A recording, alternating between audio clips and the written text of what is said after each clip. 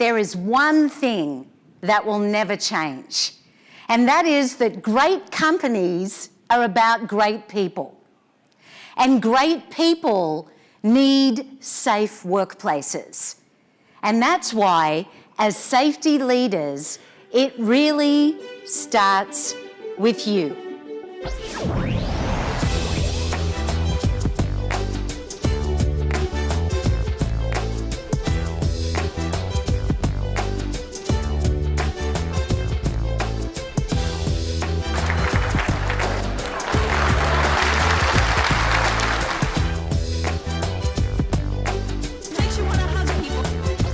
I want you to look at one person deeply in the eyes. Come on, deeply.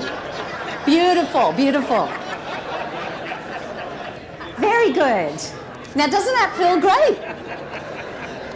Do you believe that you can influence other people? Yes or no? There was a gentleman, I said to him, so what is it for you? What's your biggest challenge as a safety professional? And he said, it's actually getting my managers and my senior leadership to buy into my ideas. Whether you are a safety committee leader, whether you work in occupational health and safety, whether you work in construction, whether you work in a manufacturing plant, whether you work in government, whether you work in healthcare, whether you work in a long-term care facility, it doesn't matter where we are, we can all make a difference. Let's have the safest workplaces in the entire country. What do people remember about us? They remember how they engaged with us. They remember the experience. They remember the relationship. Because when it comes to being a great leader, there is a very big difference between managing and leading. When you think about yourself, when you think about others who are having great success with their safety programs and with their ideas, the reason that they're having great success is that they're not transactional. In other words, they're not leaders who are just going through the motions, getting through the day-to-day, taking things like as they come, next step, next step. No. The transactional leaders are different to what I call the transformational leaders. The transformational leaders have the vision. The transformational leaders know how to rise above. Because I think it's really important, especially as safety leaders, that we think about leadership as a mindset. It's not the absence of motivators that's the problem, it's the existence of demotivators that's the problem. And what is that? When a leader doesn't take action, then how do the rest of the team feel? That we're not in control. There's such a focus on engaging the workforce. I'm sure some of you have heard the statistics about how disengaged so many people are at work.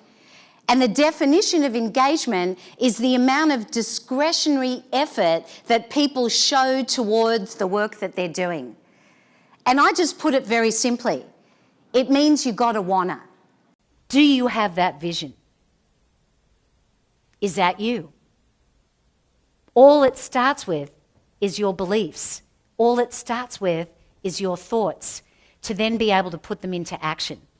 And not only are we concerned about hazards at work, that's a given, concerned about injury, but we also know that we have concerns today about people's psychological safety. Mental health is a big issue. I know that's being addressed at this conference.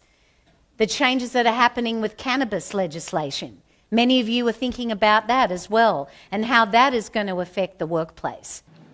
So what is that game changer going to be for you as a result of being at this conference?